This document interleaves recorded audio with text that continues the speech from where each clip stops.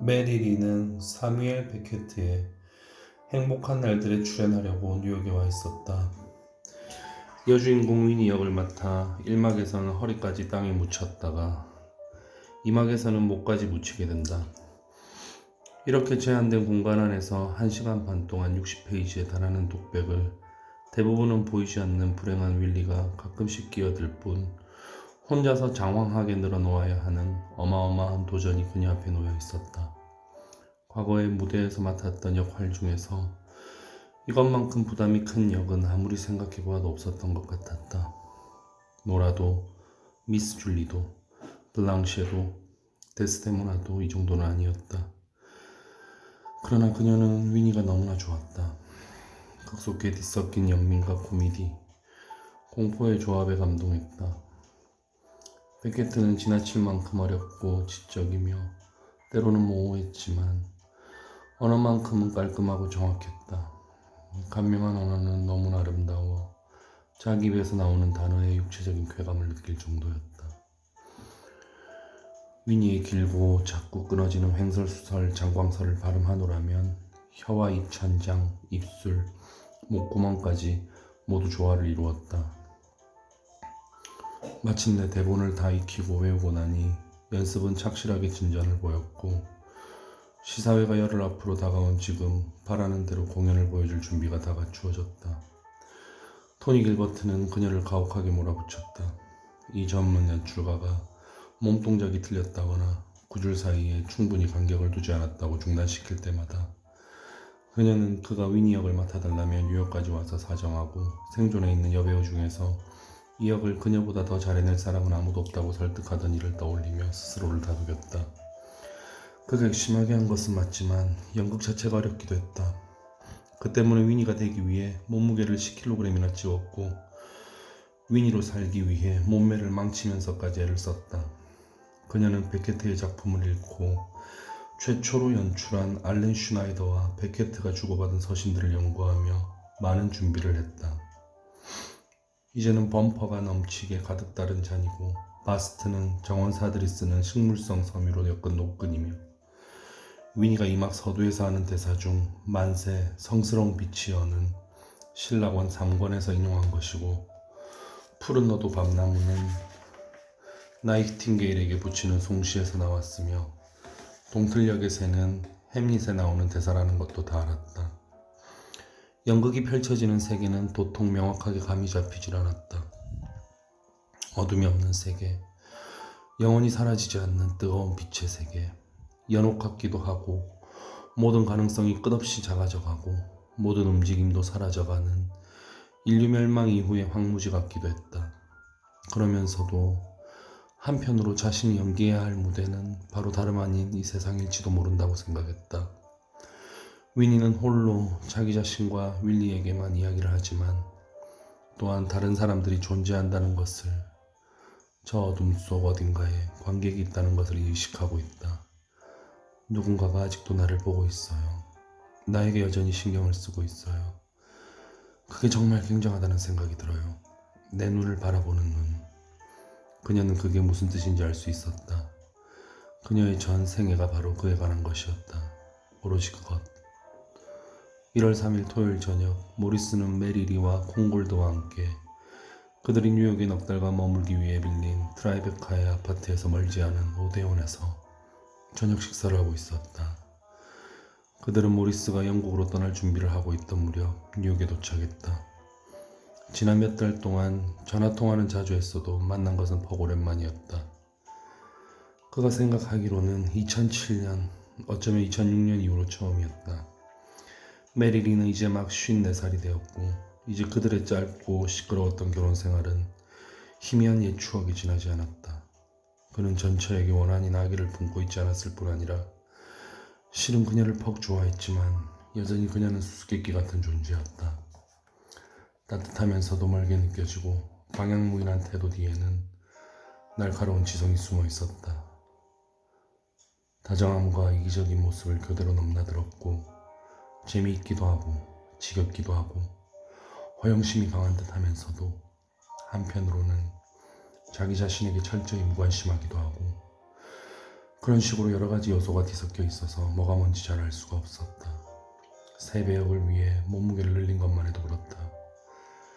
항상 자신의 늘씬하고 잘 유지한 몸매에 대한 자부심에 넘쳐 입으로 들어가는 음식 한 술마다 지방이 얼마나 들었나 신경을 곤두세우고 음식 조절을 종교처럼 떠받들던 사람이 지금 자기 일을 위해서 다이어트 따위 아무렇지도 않게 내팽개쳐버린 것이다.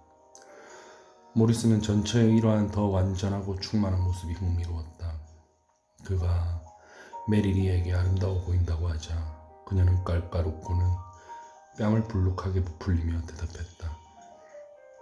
덩치 큰 아름다운 하마겠지요. 그러나 그는 메리리가 정말로 아름답다고 지금 이 순간조차도 여전히 아름답다고 생각했다. 같은 연배의 다른 여배우들과는 달리 할 수 있는 데까지 오래 쭉 일을 하고 싶고 가능한 한 자신의 노년 속으로 깊숙이 파고들고 싶다는 이유 하나로 그녀는 성형수술이나 주름 제거 주사로 얼굴을 망가뜨리지 않았다. 언젠가 그녀는 농담처럼 그에게 이런 말을 했다. 환갑을 맞은 할망구들이 다 30살처럼 보인다면 어머니나 할머니 역은 누가 맡겠어요? 메리리는 20대 초반부터 지금까지 오랫동안 꾸준히 연기를 해왔다. 붐비는 레스토랑에서 그녀를 모르는 사람은 아무도 없었다. 테이블에서 힐끗거리는 사람들의 눈길이 이쪽을 향했고 그녀의 눈을 바라보는 여러 눈이 있었지만 그녀는 관심 없는 척했다.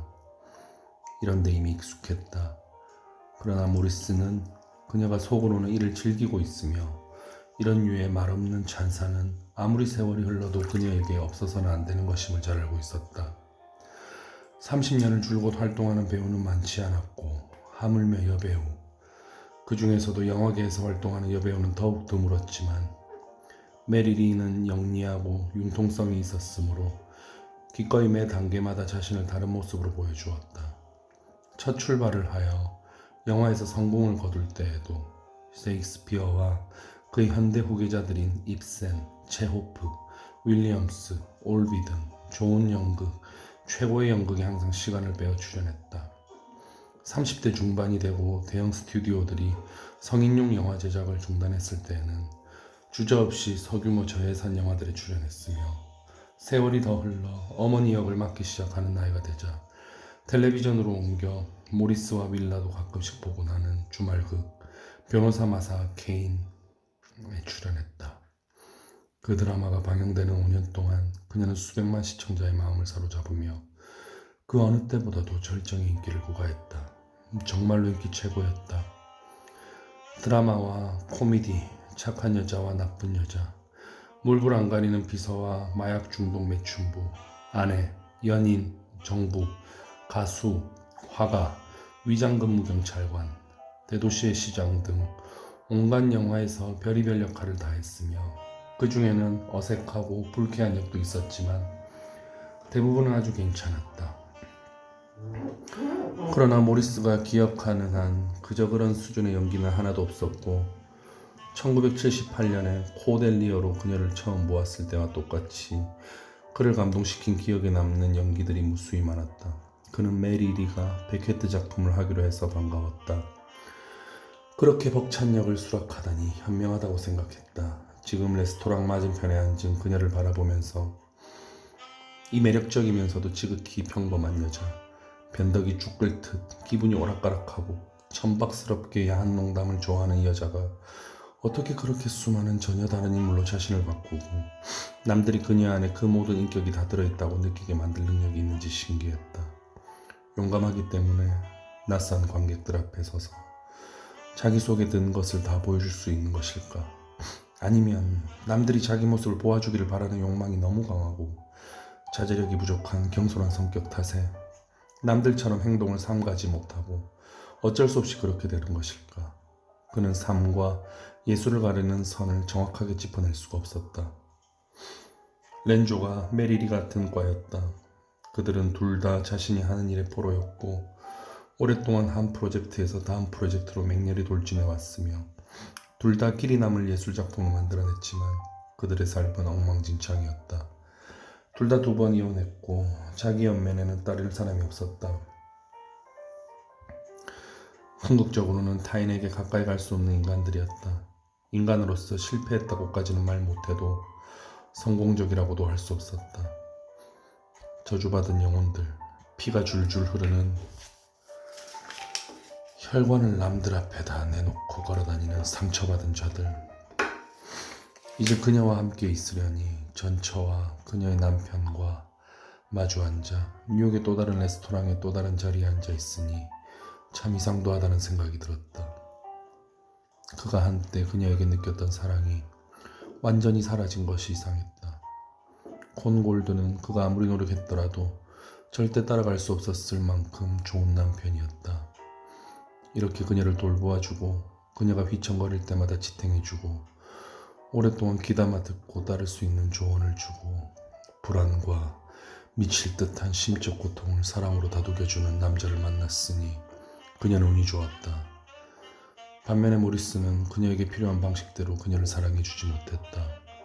경력에 관해 조언을 해줄 수도 없었고 그녀를 지탱해줄 수도 그 아름다운 머릿속에서 무엇이 회오리치고 있는지를 이해할 수도 없었다. 그녀는 30년 전보다 훨씬 더 나아졌고 그는 그것이 다 콩골드 덕이라고 생각했다. 두 번의 잘못된 결혼 이후 그녀를 구해주고 그녀가 두 번째 이혼 후로 모으기 시작한 보드카병과 약병들을 내던져버리고 괴로웠을 것이 틀림없을 때에도 그녀 곁을 꿋꿋이 지켜준 그에게 감탄에 마지 않았다. 콩골드가 메리리를 위해 많은 것을 해주었을 뿐 아니라 모리스는 그가 본래부터 순수하고 소탈한 인물이어서 높이 평가했다. 아들이 사라지기 전에도 아들에게 잘해주었고 그의 실종을 놓고 진짜 한가족처럼 슬퍼해준 것은 차치하더라도 오래전부터 사이먼 콩골드는 어느 모로 보나 호감 가는 인물이었다. 모리스는 특히 그가 절대로 불평하는 법이 없다는 점이 마음에 들었다. 사업 실패라 할지 슬럼프라 할지 남들은 무슨 말로 표현하건 최근 닥친 불황 탓에 다들 고생하는 중이었고 출판업자들도 물론 예외는 아니었지만 사이먼은 훨씬 더 상황이 안 좋았다. 독립영화업계는 파탄이 났고 제작사와 배급사들은 매일같이 접이식 의자처럼 무너져갔다. 그가 마지막으로 영화를 만든 지가 벌써 2년이 되었다. 영화 제작 대신 이번 가을 UCLA에서 영화 수업을 하는 자리를 받아들였다는 것은 비공식적으로는 은퇴를 의미했지만 그는 전혀 이를 놓고 괴로워하지 않았다. 적어도 괴로워하는 기색은 전혀 내비치지 않았다.